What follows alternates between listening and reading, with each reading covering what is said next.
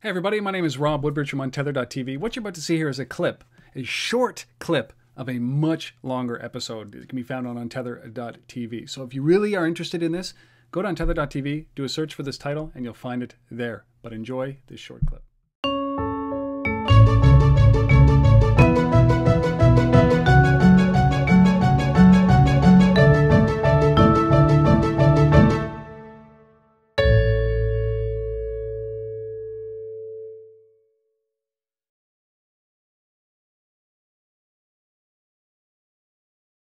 What about location?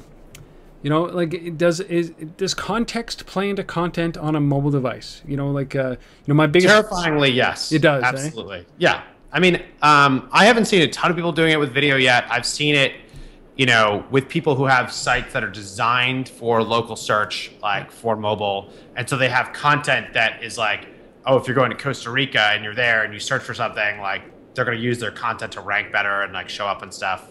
I think there's no question that, Foursquare and like the Google Now stuff and like that everyone is competing for this, and competing for it means to me that eventually we will have it, and it will definitely be like a mixed media attack on like local contextual content. But that's, I mean, all newspapers are trying to hunt this down. They're trying to do this, right? They're creating the very hyper-local content. But it's always interesting to me that, when you add a geofence and you add, a specific message, I mean, it's likening to like YouTube. When you set up a channel, you've got a welcome video, and then when they unsubscribe, you've got a, hey, come back. Why did you unsubscribe video? Same thing when you walk into a place of business. It's different when you scan a code and then you get a video playing based on that code inside the store, right? And then there's metrics that are associated with that to help the salespeople move forward. And I see this world just evolving around location and context, and I'm just interested. Like, is that, how far away do you think we are really from location really adding relevance to video?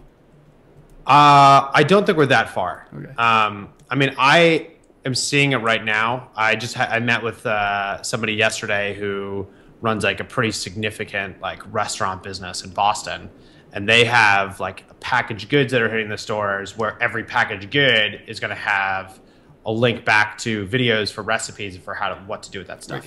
Wicked. And like that.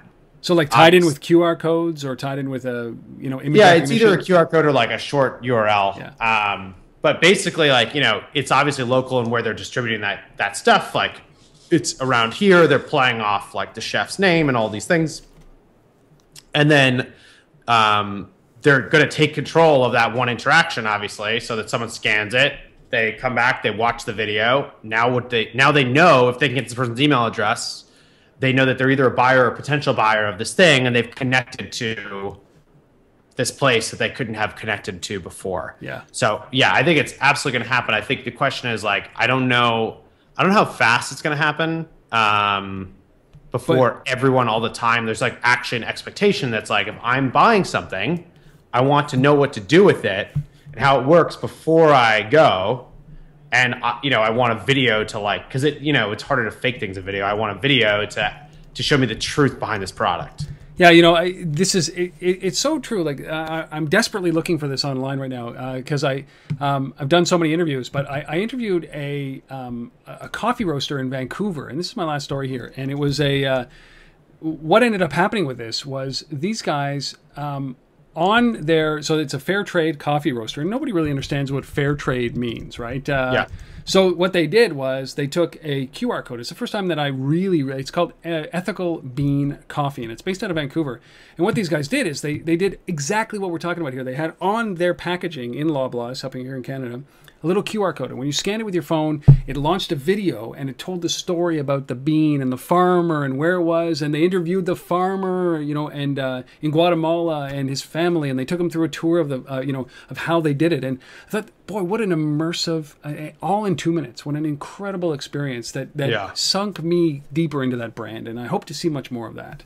So it sounds like that's what these guys are doing. I think we will, because basically the way you would have seen that before is actually walking into their store. Yeah.